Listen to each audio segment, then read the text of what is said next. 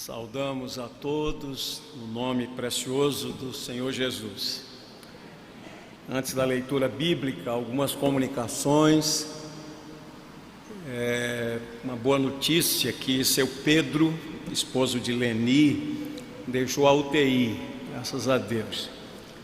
Depois de vários dias, então continua hospitalizado lá no Hospital Esperança, apartamento 1119. E ela estava muito feliz e nós vamos agradecer a Deus e pedir que o Senhor, em sua misericórdia, dê a ele a recuperação plena. Oramos aqui pelo pastor Sávio e temos orado também por Sérgio. Na última terça-feira, estava ultimando a mudança e acidentou-se, levou uma queda, mas graças a Deus nada de consequências mais graves. Eu vi uma contusão no cóccix e uma fissura em uma das costelas, e só a orientação médica que ele fique de repouso por alguns dias, mas está bem, graças a Deus. Vamos agradecer pelo livramento, lembrando que ele já submeteu uma cirurgia na coluna, mas não houve dano algum, graças a Deus por isso. Vamos agradecer ao Senhor. E a pedido do presbítero Nery Tônio, que é o vice-presidente do conselho, eu vou fazer uma comunicação à igreja, uma convocação. Na verdade, a convocação está no boletim. No próximo domingo, dia 15, após o culto da manhã, às 10h30, a igreja está sendo convocada para se reunir em uma assembleia extraordinária. É muito importante a sua presença, porque é dever do membro da igreja participar das assembleias. E a assembleia extraordinária tem uma exigência maior, porque exige-se quórum. E o quórum representa 1/3 dos membros residentes na sede. Então a sua presença é muito importante. Qual é o assunto dessa assembleia? É que um presbítero da igreja, o presbítero Fernando Vitalino, pediu a sua carta de transferência para outra igreja. Consequentemente, se ele é membro da igreja, pede transferência para outra igreja, sendo ele um presbítero eleito pela assembleia, a Constituição da igreja diz, no artigo 56, a linha E, que a igreja precisa ser ouvida.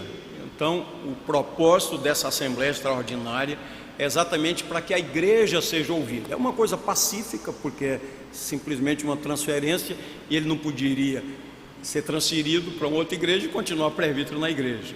Então, ele ficará como um presbítero em disponibilidade. Então, essa convocação para que a igreja participe e em tudo o nome do Senhor seja glorificado.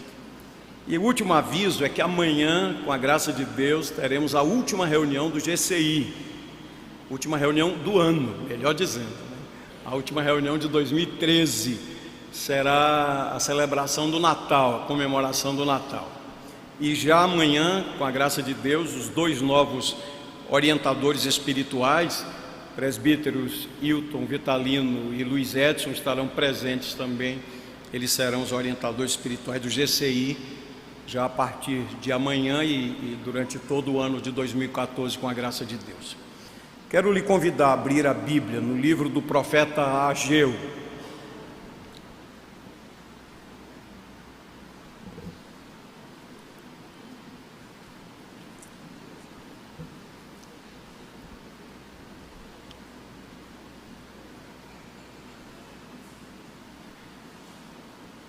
Ageu é um dos menores livros da Bíblia, um dos menores dos profetas menores. São apenas 38 versículos nesses 2 capítulos.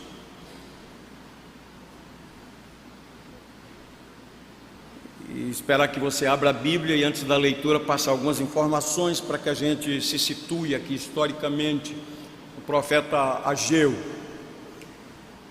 especialmente aqueles que são novos na fé, que ainda não tem muitas informações com respeito às escrituras sagradas.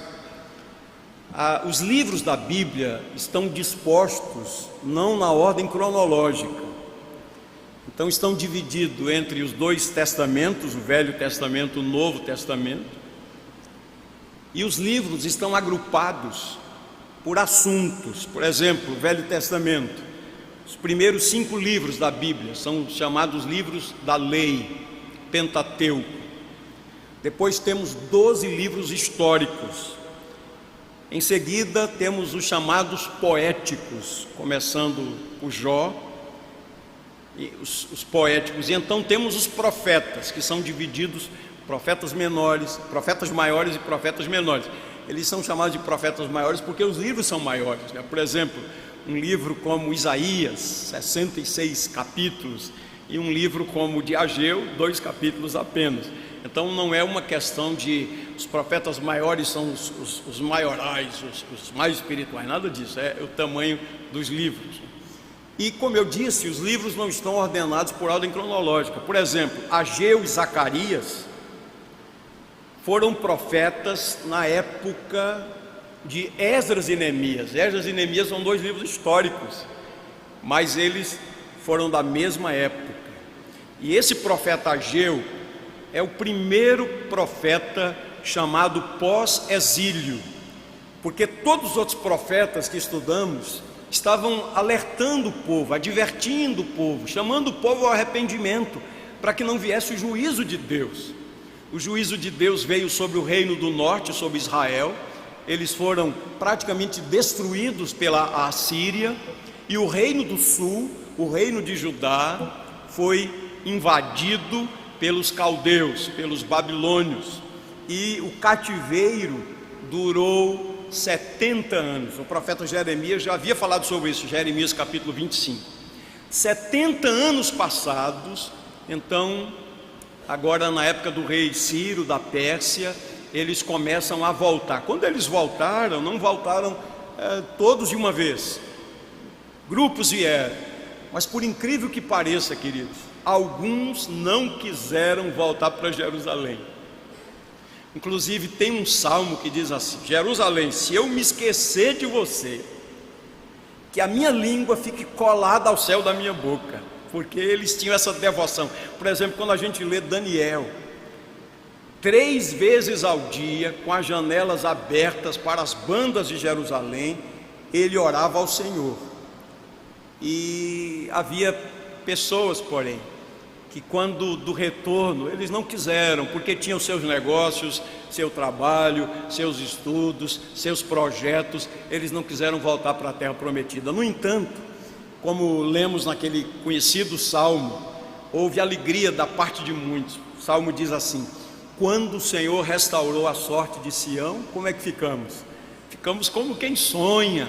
Então a nossa boca se encheu de riso e de canto, e entre as nações se dizia: com efeito, grandes coisas o Senhor tem feito por eles. E o salmista disse: com efeito, grandes coisas tem feito o Senhor por nós, e por isso estamos alegres. O nome Ageu, percebemos, não tem nada a ver com a profecia que ele proclamou. Por exemplo, o profeta chamado assim, quem é como o Senhor? Tem uma mensagem, né, como Miqueias, por exemplo. Mas o nome Ageu quer dizer festivo ou festa. Alguns estudiosos creem que seus pais lhe deram esse nome porque possivelmente ele nasceu em uma das festas, das grandes festas que o povo de Israel tinha no seu calendário.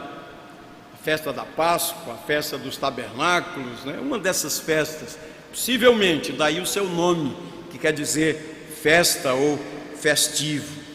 Só para que a gente se situe aqui, esse é um profeta pós-exílio. Quando o povo voltou, a decisão era o quê? Reconstruir os muros da cidade, o que foi feito nos dias de Neemias, reconstrução da cidade e do templo de Jerusalém. E tanto Ageu como Zacarias profetizaram exatamente nessa época, porque o que aconteceu? Quando eles voltaram com tanta alegria, com tanto entusiasmo, eles lançaram os alicerces. Antes eles haviam erigido o altar de sacrifício e havia um entusiasmo muito grande, mas depois de algum tempo, por algumas razões, por conta de pressões e por razões que vamos ver aqui estudando o livro, eles abandonaram a obra. E na verdade, a obra de reconstrução do templo ficou paralisada por 16 anos. E Ageu foi usado por Deus para chamar o povo para a reconstrução. Um dos temas de Ageu é prioridade. E eu queria meditar com você. Estou olhando daqui, estou vendo tanta gente com sono que eu vou pedir que você fique em pé agora. Agora, ficar em pé para você acordar mesmo. Sinceramente, acho que a noite de ontem foi cansativa, né? Tem muita gente aí com sono. Alguns eu sei por questão de medicamento, você está perdoado, fique em paz aí.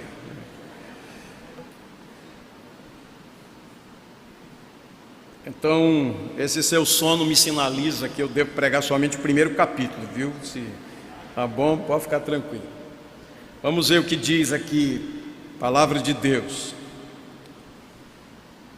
No segundo ano do rei Dario, no 6º mês, no primeiro dia do mês, veio a palavra do Senhor por intermédio do profeta Ageu, a Zorobabel, filho de Salatiel, governador de Judá, e a Josué, filho de Josadaque, o sumo sacerdote, dizendo: assim fala o Senhor dos exércitos, este povo diz: não veio ainda o tempo em que a casa do Senhor deve ser edificada. Veio, pois, a palavra do Senhor por intermédio do profeta Ageu, dizendo: acaso é tempo de habitardes vós em casas apaineladas? Essa palavra que não é muito comum no nosso vocabulário, quer dizer, uma casa de fino acabamento. Essa é a ideia. Acaso é tempo de viverdes em vossas casas apaineladas, enquanto esta casa, o templo, permanece em ruínas? Ora, pois, assim diz o Senhor dos exércitos: considerai o vosso passado, tendes semeado muito e recolhido pouco. Comeis, mas não chega para fartar-vos. Bebeis, mas não dá para saciar-vos. Vestivos, mas ninguém se aquece. E o que recebe salário, recebe-o para pô-lo num saquetel furado. É como você pegar seu salário e colocar num bolso furado. Assim diz o Senhor dos exércitos: considerai o vosso passado, subi ao monte, trazei madeira e edificai a casa, dela me agradarei e serei glorificado, diz o Senhor. Esperastes o muito, e eis que veio a ser pouco, e este pouco, quando o trouxestes para casa, eu com um assopro o dissipei. Por quê? Diz o Senhor dos exércitos: por causa da minha casa, que permanece em ruínas, ao passo que cada um de vós corre por causa de sua própria casa. Por isso os céus sobre vós retêm o seu orvalho, e a terra os seus frutos. Fiz vir a seca sobre a terra e sobre os montes, sobre o cereal, sobre o vinho, sobre o azeite e sobre o que a terra produz, como também sobre os homens, sobre os animais e sobre todo o trabalho das mãos. Então Zorobabel, filho de Salatiel, e Josué, filho de Josadaque, sumo sacerdote, e todo o resto do povo atenderam à voz do Senhor seu Deus e às palavras do profeta Ageu, as quais o Senhor seu Deus o tinha mandado dizer, e o povo temeu diante do Senhor. Então Ageu, o enviado do Senhor, falou ao povo segundo a mensagem do Senhor, dizendo: eu sou convosco, diz o Senhor. O Senhor despertou o espírito de Zorobabel, filho de Salatiel, governador de Judá, e o espírito de Josué, filho de Josadaque, sumo sacerdote, e o espírito do resto do povo, e eles vieram e se puseram ao trabalho na casa do Senhor dos exércitos, seu Deus, ao 24º dia do 6º mês. Que o Senhor nos abençoe. Ó Deus,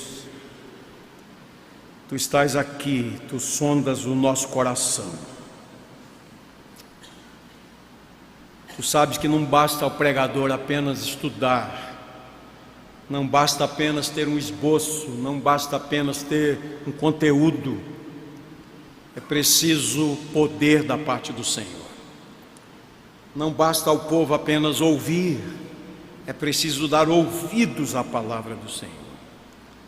Visita, Pai, essa congregação, aqueles que estão sonolentos por causa de uma medicação.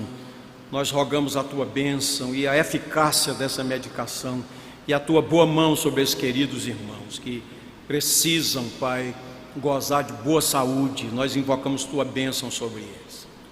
Agora, aqueles que estão aqui apáticos, indiferentes, que não tremem da Tua palavra, nós rogamos que uses de misericórdia, Senhor, porque nós não estamos aqui diante de qualquer um, nós estamos perante o Eterno, e essa é a palavra do Senhor, não é a palavra do homem, mas é a palavra do Senhor. E nós rogamos agora que, assim como o Senhor despertou o espírito de Zorobabel, de Josué e do restante do povo, que o Senhor nos desperte também, e o Senhor gere no nosso coração fome pela palavra, e o Senhor seja glorificado aqui, em nome de Jesus. Amém, amém. Sentai-vos, queridos. Meus irmãos, feita essa introdução para que a gente compreenda o contexto histórico, primeiro capítulo, que são 15 versículos, a gente pode sintetizar esse capítulo como uma convocação. Eles estão sendo convocados para a reconstrução do templo. Algumas obras às vezes são paralisadas por falta de planejamento. Jesus inclusive contou uma parábola dizendo àqueles que queriam segui-lo supostamente sem uma reflexão mais profunda, sem que soubessem o que significa seguir após Jesus, ele estava dizendo, em outras palavras, calculem o preço. Calculem o preço. Qual é o homem que começa a construir e não tem um planejamento? Aí depois ele começa a obra e não pode terminar. Então quem passa por ali, olha e diz, olha, começou e não pode, né? A gente às vezes passa em alguns pontos da cidade, numa cidade como Recife, que os terrenos são tão disputados, né? Mas quando uma obra é embargada e abandonada, isso enfeia o ambiente. A gente tem aqui pertinho da Agamenon Magalhães um esqueleto de um prédio. Fico imaginando o prejuízo de quem comprou, né? Que dor. Inclusive gente que compra na planta e já paga à vista, né? E aí a construtora, por alguma razão, ou havia uma irregularidade, ou a obra foi embargada, tal. Nesse caso aqui, não era falta de recursos, era mesmo falta de interesse, falta de zelo, é o que nos diz o texto. Então vamos analisar pelo menos esse primeiro versículo.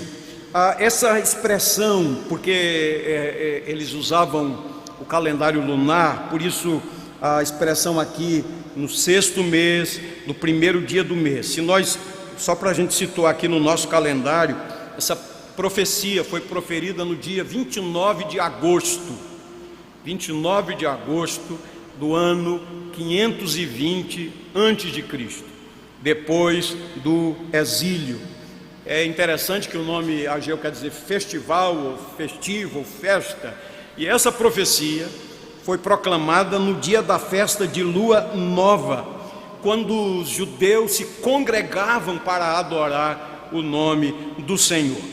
E a gente percebe, queridos, lendo, por exemplo, o versículo 1, versículo 3, e eu não li o capítulo 2, mas o versículo 1 do capítulo 2, também como o versículo 10, nós temos aqui uma mensagem urgente, uma mensagem impositiva, que é entregue por Deus ao profeta. Não é uma palavra do profeta, mas é uma palavra de Deus. E Ageu aqui é chamado de o enviado do Senhor.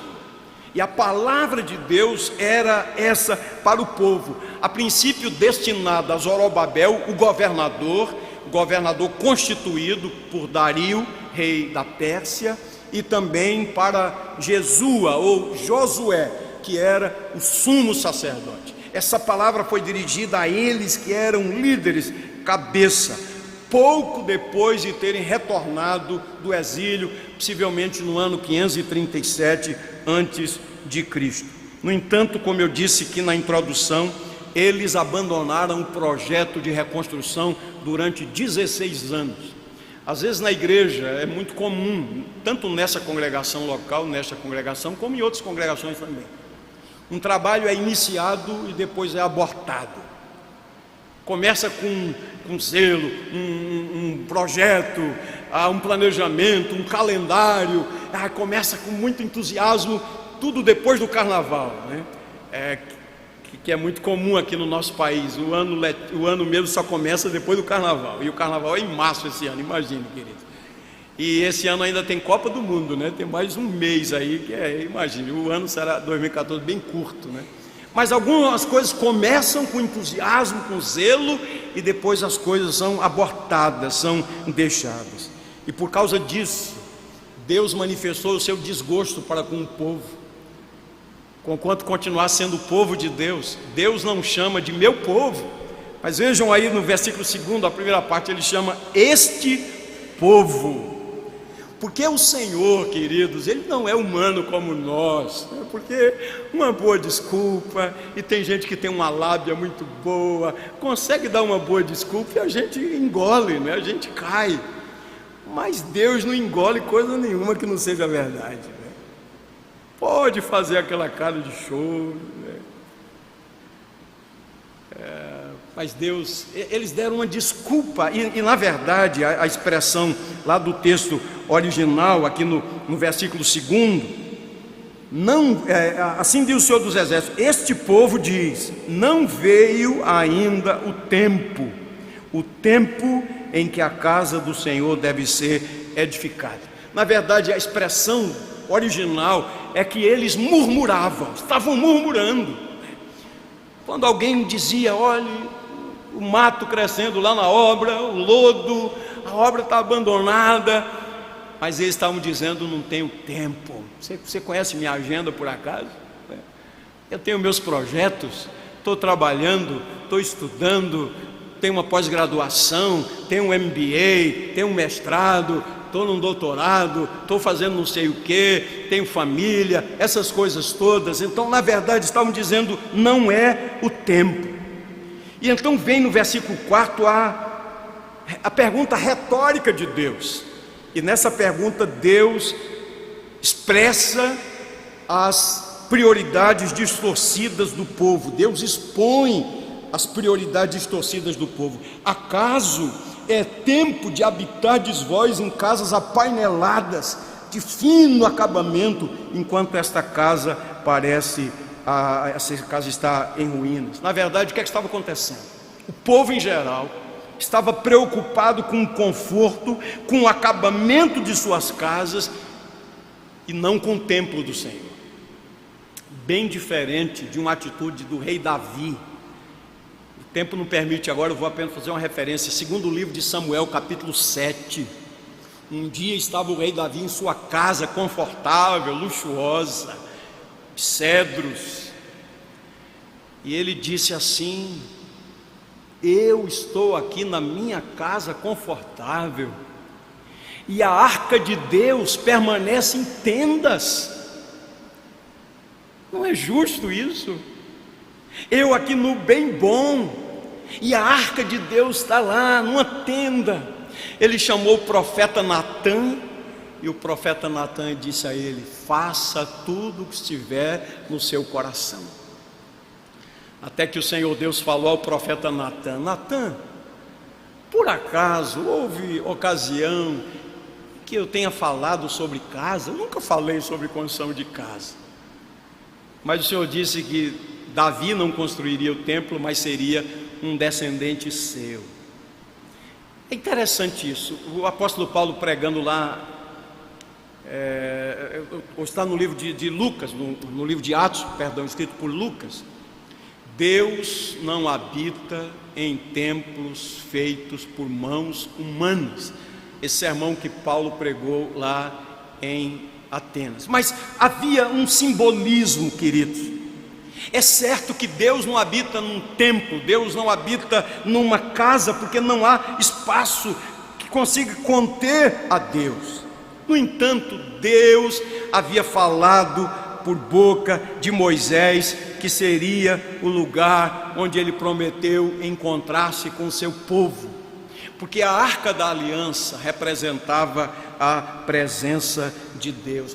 Quando o povo de Israel agora, pós-exílio, estava negligenciando a construção do templo. Na verdade, queridos, eles estavam demonstrando o seguinte: a presença de Deus não é importante. É isso que eles estavam dizendo. Acaso é tempo de construir a casa de Deus? Ora, eu vou terminar logo a minha casa. Eu quero deixar um patrimônio para os meus filhos. Queridos, isto aconteceu no ano 530 antes de Cristo. Nós estamos terminando 2013, entrando em 2014, e o povo de Deus continua o mesmo. Você sabe que até nós pastores, que temos uma vocação especial de nos dedicarmos exclusivamente às coisas de Deus, é possível, e muito possível, a um pastor estar tão envolvido com as coisas que deixa a prioridade, que é se envolver com Deus. É possível um pastor pregar aqui do púlpito ou qualquer outro púlpito apenas tecnicamente, porque o que se espera, quando a igreja se reúne aqui domingo, 9 horas da manhã, espera que um pregador esteja aqui, seja ele quem for, mas que um pregador esteja aqui. E se um pregador não andar com Deus, não orar, não estudar a palavra, não se preparar para dizer a palavra de Deus, ele estará cumprindo apenas uma obrigação tecnicamente, mas longe estará de agradar a Deus. Porque há uma diferença entre se envolver com as atividades eclesiásticas e priorizar a presença de Deus e amar a presença de Deus. Na verdade, o que o povo estava dizendo era isso: não é importante. E honestamente, queridos, eu vou me incluir aqui honestamente, porque não posso fazer diferente, porque Deus me conhece o coração e eu seria um hipócrita. Quantas vezes na nossa agenda o Senhor e as coisas do Senhor estão lá em último lugar? Primeiro eu e minhas coisas, primeiro minha família, primeiro o bem-estar da minha casa, e depois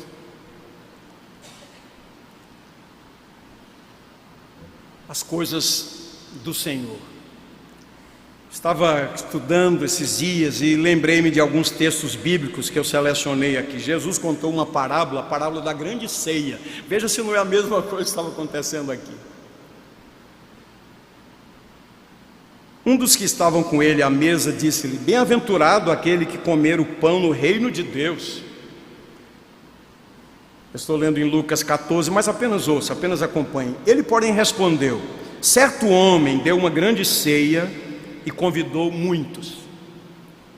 À hora da ceia, enviou o seu servo para avisar aos convidados: vinde, porque tudo já está preparado.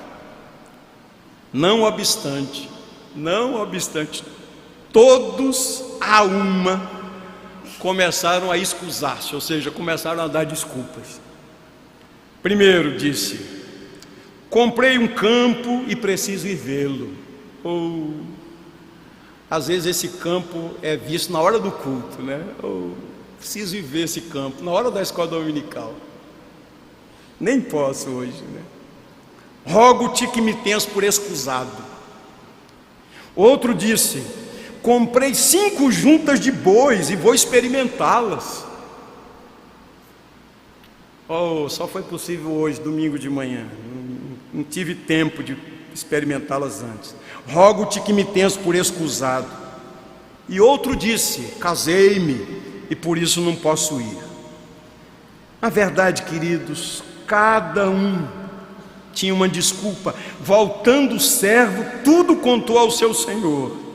Então, irado, o dono da casa disse a seus servos: saí depressa para as ruas e becos da cidade e traze para aqui os pobres, aleijados, os cegos e os coxos.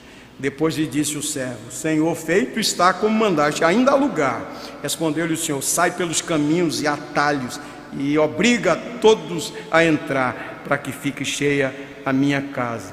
Porque vos declaro que nenhum daqueles homens que foram convidados provará da minha ceia. Na verdade, quando eles recusaram, quando eles abandonaram a obra de Deus, aquele tempo que simbolizava a presença do Senhor, estavam dizendo: a presença do Senhor não é importante. Importantes são as coisas, são as outras coisas, mas a presença do Senhor não é importante. E olhando aí na sua Bíblia, Ageu chamou a atenção do povo várias vezes para como viviam. Aí, verso 5: ora, pois, assim diz o Senhor dos Exércitos, considerai o vosso passado.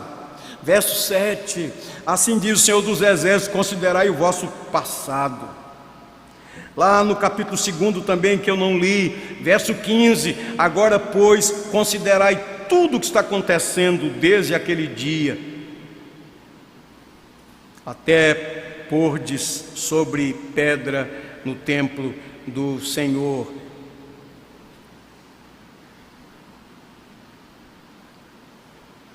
E o texto diz que por causa de prioridades distorcidas, calamidades sobrevieram sobre o povo.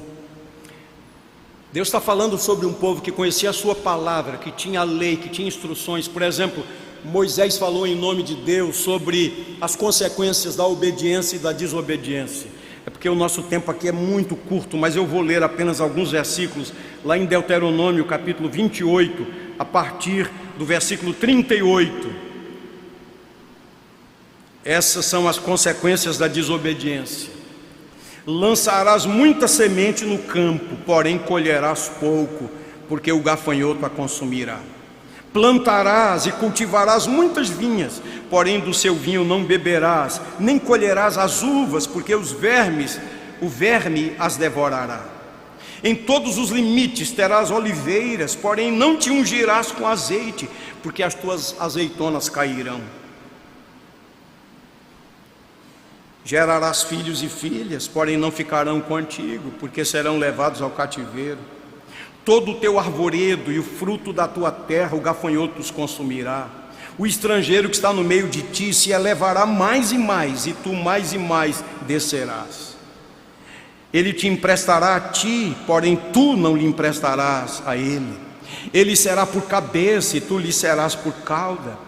Todas essas maldições virão sobre ti e te perseguirão e te alcançarão, até que sejas destruído, porquanto não ouviste a voz do Senhor teu Deus para guardar os mandamentos e os estatutos que te ordenou. Prioridades erradas. O que é que diz aqui o texto de Ageu? Olhando aí na sua Bíblia, a partir do 6º versículo: trabalhavam muito, mas colhiam pouco. Não havia alimento, não havia água suficiente. As roupas não aqueciam, sempre faltava dinheiro, pois o dinheiro do povo desaparecia como quem coloca moedas num bolso furado. É interessante, queridos, eles ganhavam salário, eles trabalhavam, mas impressionante, um mês com 30 dias, mas com 12, 13 dias, 15 dias, o dinheiro acabava. É como se eles estivessem recebendo em sactel furado. E eu queria fazer uma aplicação aqui dessa primeira parte. Considerai o vosso passado. Eu sei que quando Deus nos prova, Ele o faz por amor. Quando Ele nos disciplina, Ele o faz por amor. E sei também que nem toda apertura orçamentária representa uma falta de prioridade correta. Nada disso. Você pode olhar para um homem como o apóstolo Paulo, que era um homem de prioridades corretas. Era um homem que colocava Deus em primeiro lugar, a glória de Deus em primeiro lugar. Mas leia 2 Coríntios capítulo 11, quando ele fala das perseguições, dos sofrimentos, dos açoites, dos apedrejamentos, fustigado com varas, naufrágios. Ele diz: perigo, fome, nudez, espada. Às vezes nós sofremos os efeitos de uma conjuntura,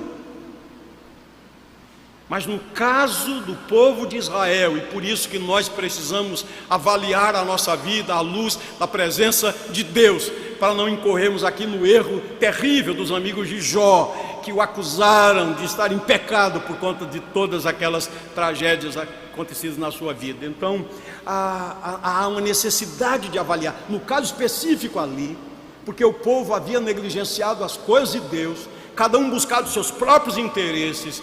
A escassez era uma consequência. Então, o que eu quero aplicar aqui é que devemos examinar a nossa vida a fim de nos certificarmos se estamos ou não, pela misericórdia e pela graça, caminhando conforme a vontade de Deus. O Senhor, queridos, não aceita desculpas para o atraso de sua obra, e o Senhor não aceita desculpas também para uma vida espiritual apática. Os homens podem aceitar nossas desculpas, dependendo da maneira como nós argumentamos, se temos um poder de persuasão, mas isso não funciona com Deus, porque Ele sonda o coração. Deus não vê como o homem vê. O homem vê o exterior, Deus vê o coração. E isso aqui é um princípio que serve para todos nós, é bíblico. Não devemos colocar os bens materiais ou interesse próprio acima do Senhor e da sua obra. Queridos, é isso que ensina Ageu, mas foi o que ensinou Jesus também. Não andeis ansiosos de coisa alguma, quanto ao que haveis de comer, quanto ao que haveis de beber, quanto ao que haveis de vestir.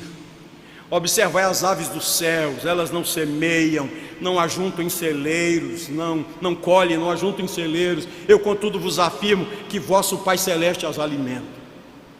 Observai os lírios do campo, não tecem, não fiam. Jesus disse: eu, contudo, vos afirmo que nem Salomão, em toda a sua glória, se vestiu como qualquer deles. Ele diz: vós valeis muito mais do que as aves, vós valeis muito mais do que os lírios, cuja vida é tão curtinha. E ele diz assim: quem fez o corpo não pode prover a roupa? Quem deu a vida não é capaz também de prover o alimento? Então não fiquem perguntando que comeremos, que beberemos, porque os gentios, literalmente quer dizer aqueles que não conhecem a Deus, é que vivem ansiosos procurando por essas coisas. Vosso Pai sabe que necessitais de todas elas. Mas qual é o princípio que Jesus ensina? Buscai, pois, em primeiro lugar o reino de Deus e a sua justiça, e as demais coisas vos serão acrescentadas. Queridos, esse é o princípio da palavra de Deus. Isso funciona porque esse é um princípio eterno. É essa questão que nós precisamos avaliar, analisar. Nós precisamos refazer nossa agenda, e sempre que iniciamos um ano, a gente didaticamente tem essa oportunidade. Mas a gente precisa muito da graça de Deus para que as prioridades sejam colocadas no seu devido lugar. Não devemos colocar os bens materiais ou o interesse próprio acima do Senhor e da sua obra. Quando estabelecemos o Senhor como prioridade principal, Ele graciosamente suprirá todas as nossas necessidades físicas, espirituais e materiais.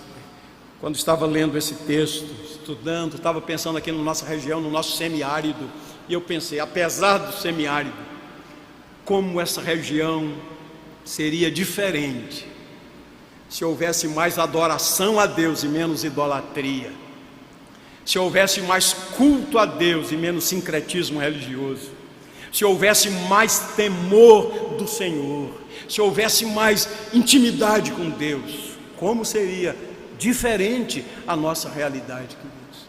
E eu queria, em nome do Senhor, fazer um apelo para que cada um de nós avalie a sua vida.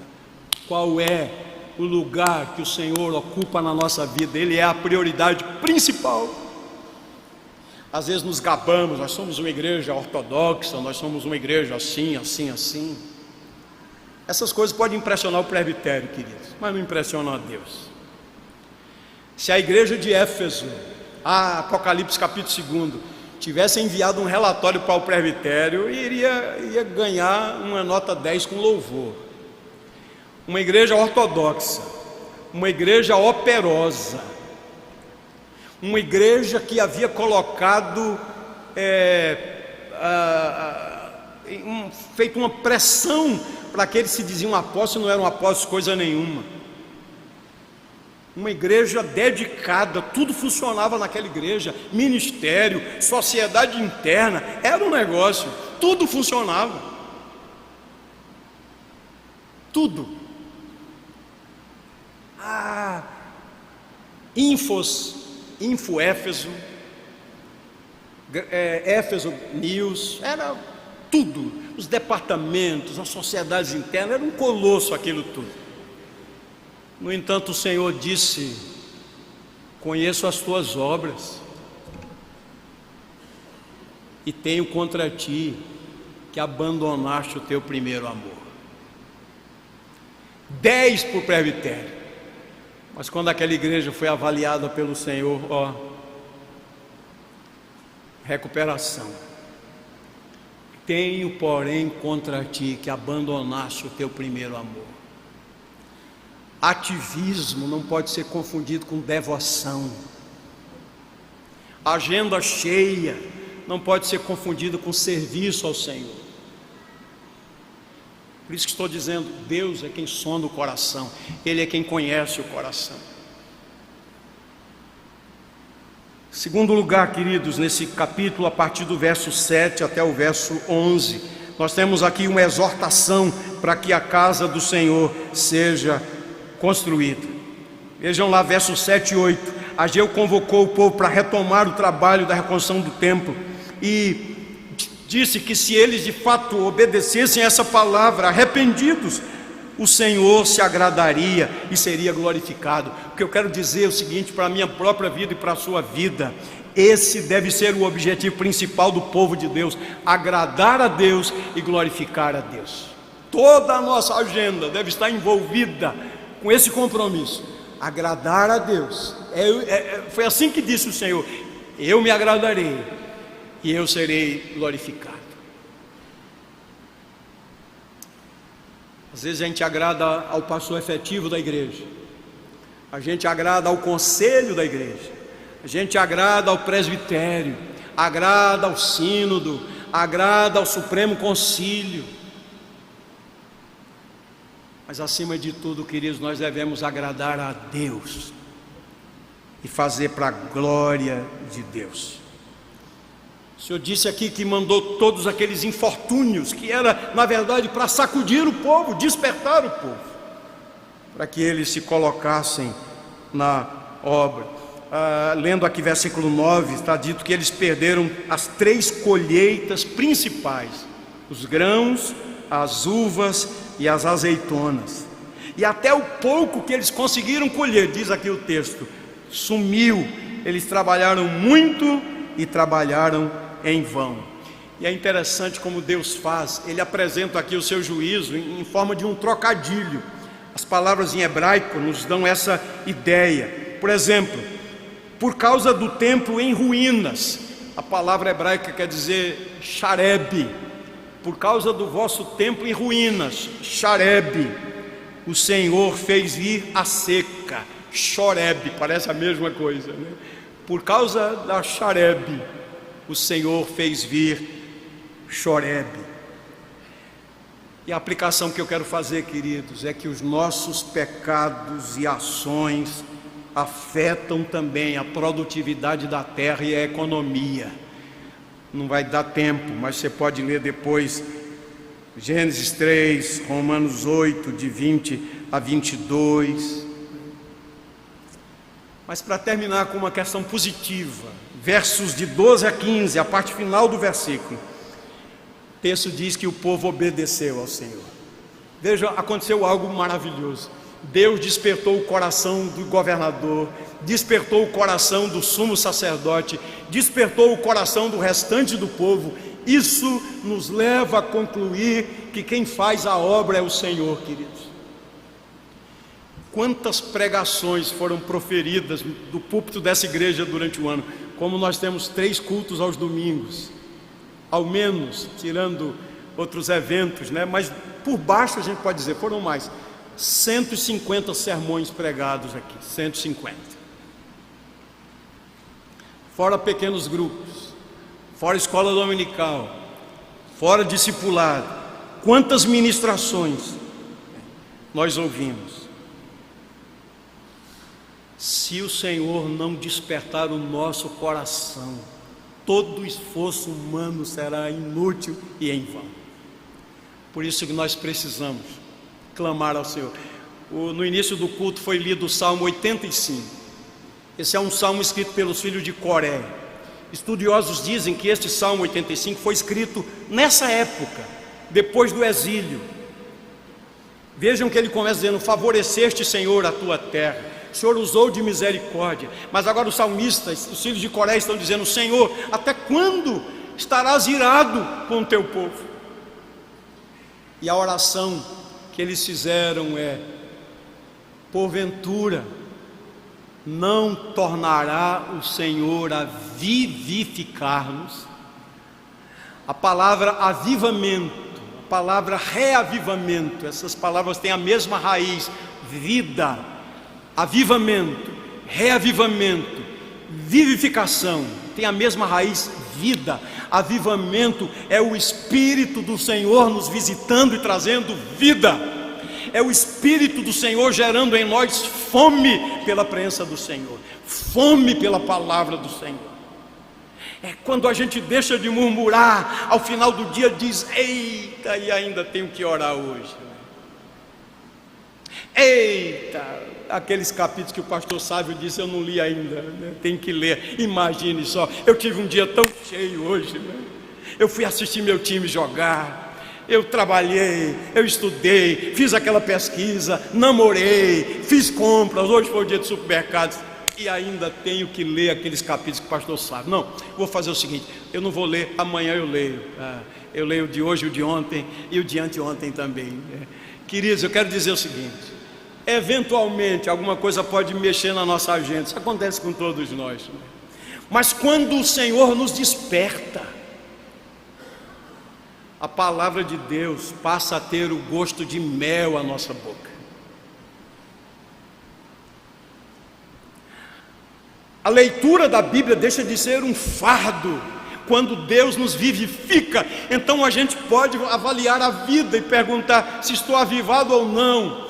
Porque se meu coração é fechado para com a palavra, se eu não tenho prazer na presença de Deus, se eu, quando estou no culto, fico lançando muxoxos e dizendo que canseira e não termina esse sermão, né? Se eu fico desse jeito, porque é claro que meu coração está seco, minha alma está árida, porque eu não tenho prazer nessas coisas do Senhor. Agora, diferentemente, veja o que o salmista diz: um dia nos teus átrios vale mais que 1000. Prefiro estar à porta da casa do Senhor a permanecer nas tendas da perversidade. Um dia nos teus átrios vale mais que 1000. Ou então, alegrei-me quando me disseram: vamos à casa do Senhor.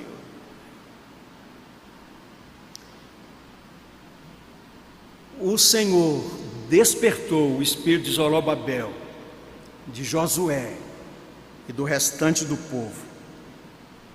23 dias depois da primeira mensagem, 3 semanas depois da primeira mensagem, eles recomeçaram a obra. E eu queria parar aqui dizendo assim: que bom seria se o povo de Deus respondesse com esse mesmo entusiasmo à mensagem do Senhor. Muitos dos que estão presentes ouviram mais de 50 mensagens durante o ano, mais de 100 mensagens durante o ano. Quantas temos ouvido ao longo da nossa vida? Queridos, precisamos orar para que o Espírito Santo de Deus nos estimule a ação, para que o Espírito de Deus nos ilumine, nos toque o coração. E quando a gente lê aqui o versículo 13, mostrando claramente que o Senhor se agradou da atitude do povo e mandou uma mensagem de consolo e encorajamento, dizendo: eu sou convosco, diz o Senhor. Tem coisa melhor do que essa presença? Eu sou convosco, diz o Senhor. Queridos, aplicando, qual é a palavra de Deus para nós nesta manhã? A palavra de Deus para nós hoje é que todos nós façamos uma leitura da vida à luz da presença de Deus. Como estão nossas prioridades? Não estou perguntando se você é pastor, se você é presbítero, é diácono, mulher de pastor, irmã de pastor, se você é membro da igreja, membro fundador. Não estou perguntando isso. A questão é: qual é o lugar de Deus na nossa vida e na nossa agenda? A obra que fazemos para o Senhor, o serviço que fazemos, é para a glória dEle, é para agradar a Ele de todo o coração? Ou nós estamos como aqueles convidados da ceia: oh, eu não posso, comprei um terreno logo hoje, que pena, né? Me desculpe, por favor, né? Ou então comprei 5 juntas de bois, né? Quais são nossas desculpas? Quais são nossos terrenos e nossas juntas de bois, queridos, que estamos apresentando diante do Senhor? Só tem uma esperança, como está no Salmo 85: porventura não tornarás a vivificar no Senhor. A nossa esperança é de um avivamento, é um derramar do Espírito de Deus. Augusto Nicodemos traduziu um livreto da experiência vivida pela igreja entre os Zulus da África do Sul. Lembrando aqui, a África do Sul, não é a morte do grande líder Nelson Mandela essa semana. Elo Stigen, missionário britânico, que trabalhava entre os Zulus, já durante muito tempo, sem frutos, vida árida, até que um dia o Senhor fez uma grande obra. Estavam eles estudando o livro dos Atos dos Apóstolos e eles foram visitados pelo Senhor. E o Espírito de Deus fez uma obra extraordinária. Vale a pena ler, o avivamento entre os Zulus. Isso aconteceu em 1967. Tive o privilégio de conhecer o pastor Elo Stigen. 30 anos depois, 1997, e ouvir dele que aquele avivamento continuava, aquela obra continuava. Quando nós lemos a história da igreja, os avivamentos espirituais, queridos, é muito diferente de o esforço humano da gente tentando motivar as pessoas: olhe, venha, participe, ou de fazer alguma coisa nova para tentar conseguir a atenção das pessoas. É muito diferente quando o Espírito de Deus age. A história da igreja tem relatos na época de avivamento que pessoas iam às casas dos pregadores pela madrugada, batendo a porta, gente que ia desesperadamente acordar os pregadores, porque estavam sob peso do pecado, queriam ouvir o Evangelho, queriam se entregar. De pessoas que muitas vezes passavam na rua, assim como se pessoas passassem aqui pela rua Santo Elias, e a igreja reunida em adoração, e pessoas caíssem de joelhos lá na rua, quebrantadas pela ação do Espírito de Deus. É muito diferente um avivamento do esforço humano. A gente pode ter uma excelente música, a gente pode ter uma igreja bem estruturada, muito bem saneada financeiramente, uma igreja com pessoas talentosas, uma igreja com pessoas preparadas, a gente pode ter bons pregadores no púlpito, a gente pode ter uma programação dinâmica, um calendário espetacular, extraordinário. Tudo isso pode gerar frutos também, pode mexer com muita gente, pode reunir uma multidão, mas nada se compara a uma ação poderosa do Espírito Santo de Deus, queridos. E eu quero lhes dizer, a nossa necessidade não é de mais programação. O que é que a gente pode fazer para mobilizar mais a igreja? O que é que a gente pode fazer para dinamizar? O que é que a gente pode fazer? Eu não estou sendo contra a programação, nem contra a atividade, nada disso. Mas sem o Espírito Santo de Deus, sem a ação poderosa, sem um despertamento, a gente pode trazer a programação, a igreja mais espiritual do mundo e tentar reproduzir aqui, que de fato talvez alguma novidade vá mobilizar, vai acontecer alguma coisa, mas sem consistência, sem profundidade, coisa que logo passará. Nossa grande necessidade é de um avivamento espiritual, nosso coração voltar a arder, a gente dizer assim: o Senhor estava nesse lugar e eu não sabia. A gente vai experimentar o que significa temor de Deus, que é honrar o Senhor, respeitar a Deus, mesmo quando a gente está num determinado lugar, onde ninguém nos conhece. E a gente diz: ninguém me conhece aqui, mas eu estou na presença de Deus e eu quero honrar a presença de Deus. Quando a motivação da gente será a glória de Deus, agradar a Deus, e não receber um tapinha nas costas e dizer: parabéns, viu, você, maravilha. A gente não terá essa preocupação. E se as pessoas não derem um tapinha dizendo: olha, muito joia seu trabalho, gostei demais, a gente não vai ficar lá chateado, ninguém me elogia, ninguém diz nada. Porque se nossa motivação é agradar a Deus, a gente tão somente perguntar: Senhor, o Senhor está satisfeito? Isso está agradando ao Senhor? Entenderam como mudam as coisas? Avive o Senhor a minha vida e a sua vida, para a glória do seu nome. Amém.